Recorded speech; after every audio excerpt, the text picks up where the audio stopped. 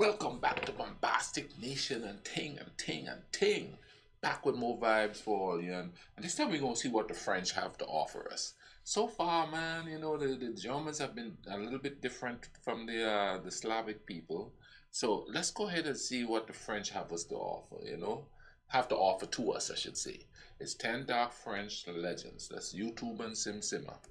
France is one of the world's oldest countries, and so, despite being full of French people, it does have some good qualities, one of which is an especially rich collection of myths and legends. The legends tell of demonic beings, sadistic cannibals, and terrible ghosts.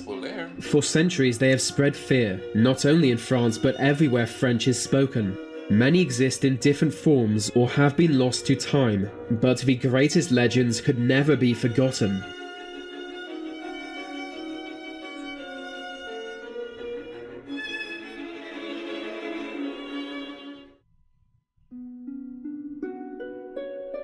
Bluebeard. Countless generations ago, the daughter of a low-ranking lord was made to marry a man she was terrified of. Much older than her, his appearance was hideous, and widespread rumor told that he was a cruel and bloodthirsty man. Strangest of all, he had a thick beard that was bright blue, but being incredibly wealthy, the lady's father insisted she marry him. Yet when it came to it, she found him a very kind man. Before long, she was living with him in a castle full of great treasure. He allowed her to roam the castle freely, and enter any room apart from one. He forbade her from entering an underground chamber that was under lock and key. She accepted this one boundary, but after months of wondering what secrets lay within the chamber, an opportunity to find out presented itself. Her husband needed to go away on business, and entrusted her with all the castle keys, including those to the chamber. It was 2 weeks before she and her sister finally succumbed to curiosity. They unlocked the chamber, and the moment its doors swung open, they realized all the rumors about her husband were true. Its floors and walls stained with blood. Metal hooks hung from the ceiling displaying multiple mutilated corpses. Each corpse was more fresh than the last. All showed signs of a slow and torturous death. These were all that was left of his previous wives, who each mysteriously disappeared. Fearing she would be next, they decided to lock the door and pretend not to have seen inside. But when they tried to lock the chamber door, the key got stuck and broke in half without locking. With no way to hide what they had done, his wrath was all they had to look forward to. They considered running away, but to their horror he returned early. Finding that the chamber had been opened, he fell into a blind rage, drawing his sword and threatening to cut them to pieces. He chased them to the top of the castle's tallest tower, and it was here they feared they would meet a terrible death. If only to save themselves from that, they jumped from the tower window. Don't marry an older man. He may kill you.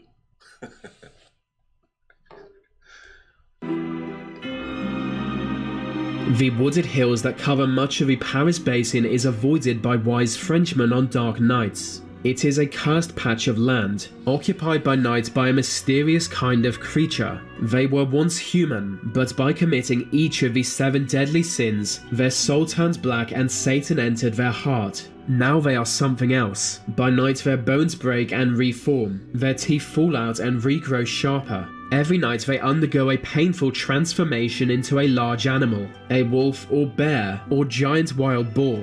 They run from their villages, preferring to roam forested areas and woodland. Although beast in body, they remain human in mind, but are unable to control their actions. They are unable to stop themselves from harming any human they encounter in the woods, biting into their flesh and drinking their blood. By morning, the bone-breaking transformation leaves them human again, haunted by memory of the night before. If their cursed existence wasn't bad enough, they are unable to die, being immortal and invulnerable. Now that one, and I kind of expected this because we have a little French influence on the island. So the Ligarou or the loup-garou, like we call it, this sounds sort of like it. You know what I mean? A little bit like it. So there's a French sort of influence into the whole island folklore. I kind of expected that. Let's see if there's any more that's similar. midnight washer woman. Centuries ago, there lived a peasant woman who worked on a local farm. Her days were long, ending each night by washing clothes in a nearby river. It was midnight by the time she got to doing this, late enough for her to be the only person in sight.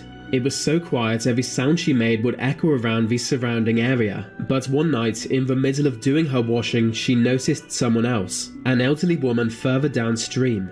Her feet and hands were webbed, and she moved incredibly slowly. On realizing she had been noticed, the old woman approached and offered to help wash clothes. The young woman politely refused, seeing as her own pile was smaller. She thought she was doing the right thing, but it was a fatal mistake. The old woman grabbed her and with great strength broke her arms and snapped her ankles so that she could not swim. The hag then threw her into the river, where she quickly drowned.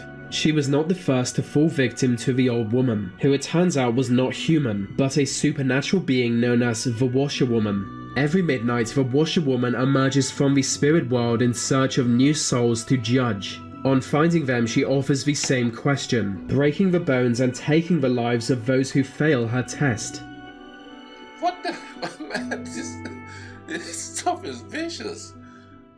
Break their arms and break their ankles. In the small town of Anglaise can be found the statue of a monstrous bear atop a church. Passers-by often see it as little more than a work of architecture, but to locals, it is what remains of a terrible beast from long ago. A giant bear, strong enough to push down the greatest of buildings. No one knows where the beast came from, only that it spent much of its time by a nearby river. Anyone foolish enough to go near the river would be torn limb from limb and eaten alive. When not there, it would be hunting for fresh meat. Only the flesh of young women satisfied its hunger, but the beast happily devoured any creature to get in its way, be that a fully grown man or entire flock of sheep. It seemed like this community would never be free of the beast. But then one day a mysterious hermit came to town, and he knew exactly what to do. For 7 long days he preyed upon a local hilltop, and by doing so achieved some kind of magical power. Not only could he now walk past the beast unharmed, he cursed it, shrinking it in size and transforming it to stone. And so the beast was defeated, its remains mounted upon a church. However, it soon became clear that the beast, even set in stone, retained some of its power and its hunger for women. But unable to feed on their physical flesh, it devours their beauty. Even today, young women fear going near it. But wait a minute now. It's on a church. How they gonna go to church and thing? Did they go through the back door or something? In 18th century France, the province of Gévaudan was shaken by a series of animal attacks. Animal attacks were commonplace at the time, but this was different. The creature in question was like a wolf, but more. It was much larger, stronger, and more aggressive. As dozens of villagers began to fall victim to the beast, authorities stepped in. Hunters were sent to deal with it. They killed every single wolf they could find, but still the beast eluded them. Then one day they spotted a wolf so big they at first believed it to be a horse. They shot the beast, not killing and only provoking it to attack them. Another 5 shots were needed to finally put down the beast. Its massive corpse was taken to the King of France's court. Local nobles were shocked by the size of its head, teeth and paws. No one could explain its monstrous size, and by now over 100 had been killed. Yet for the people of Gévaudan, the nightmare was just beginning, because somewhere out there the beast's offspring were growing bigger by the day.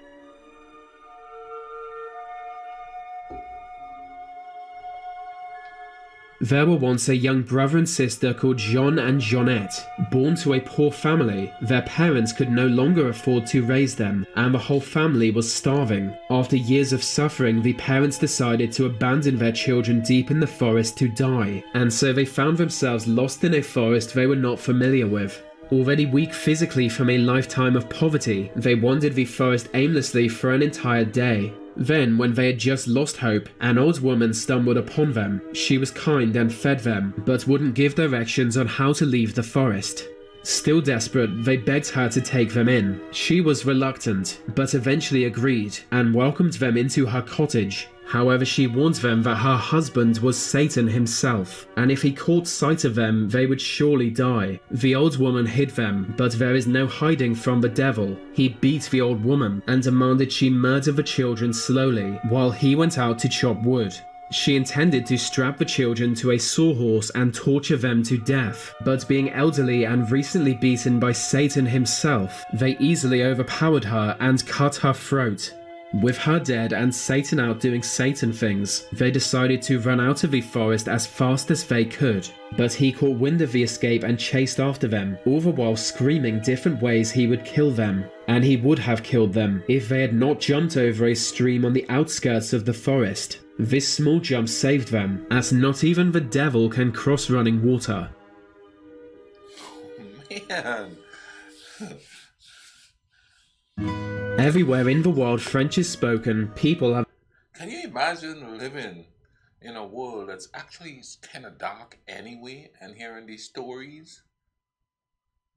I mean, like horror movies now is just slasher movies and screaming and running and blood and gore. But that stuff was kind of real, you know, it was like stuff that could actually happen to you back then because there's like hermits and stuff living in the forest, you know? Have long been warned of a being known to appear on dark nights. They are white ladies. These creatures are not quite ghosts, they are something else. They are known to lurk in overshadowed places, like ravines or under bridges. Here these beautiful creatures wait for someone to stumble upon them.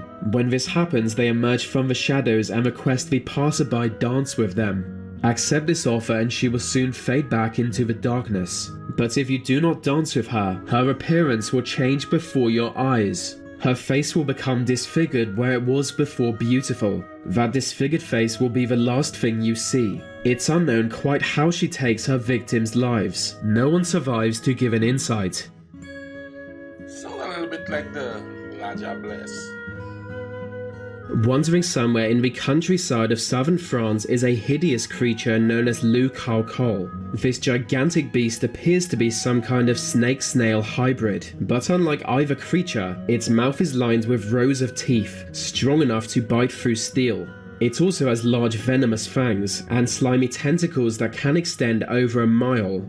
Any creature unfortunate enough to be latched onto by these tentacles will be pulled towards the beast and eaten. Because of this, it seldom needs to leave the cave in which it lives, being able to pull prey towards it from over a mile away. Yet when the beast inevitably drains the areas surrounding it of all life, it is forced to wander the open country searching for a new home, leaving behind it a trail of slime acidic enough to dissolve shoes. Wow. In the heart of Paris can be found an incredibly narrow alleyway known as the Street of the Fishing Cat. Centuries ago, when it led right to the local river, the alley was home to a man called Dom Perlet. Perlet was an alchemist who kept to himself, but still locals feared him. They would see his cat emerge from the alley and catch fish by the river. Young Parisians grew to hate both the alchemist and his cat, so one night, an angry mob cut the animal to pieces and threw it into the river. After that night, the alchemist was never seen again. Locals declared this proof that he was a devil-worshipping shapeshifter, and they had in fact killed him that night. Years later, people began claiming to see him and the cat wandering beside the river before disappearing in front of them. Some alive today claim to have seen them. Curse of Turtles. From the late 16th century, the main Parisian residence of French monarchs was the Palace of Tuileries. A grand work of Renaissance architecture, the palace was a favourite of Catherine de' Medici, Queen of France. One day she ordered the execution of a servant from the palace, who she believed knew too many secrets. As the executioner readied his axe, the man warned that he would rise from the dead and come for revenge. The executioner duly buried the corpse, but then that night found the grave had been disturbed and the corpse missing. In that moment of shock, he felt the presence of someone behind him, and on turning around saw the man he had earlier executed, pale as death and drenched in blood. Before fully understanding the situation, he heard the ghost promise that it would haunt the palace for as long as it stood. following centuries would see many encounters with him, always covered in blood just as he was that night. The haunting only stopped in 1871, when Tuileries Palace was burnt down by revolutionary socialists. Damn socialists.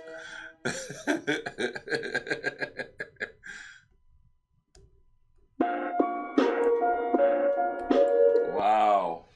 I was not disappointed with this one. The French could tell they could tell a story too now, but judging from the remnants of stuff that we got from them on the islands, because a lot of the stuff we have, the folktale characters have French sort of names and stuff to them. So you know, I, the Germans were crazy. Well, the stuff was crazy, but this was up there with it.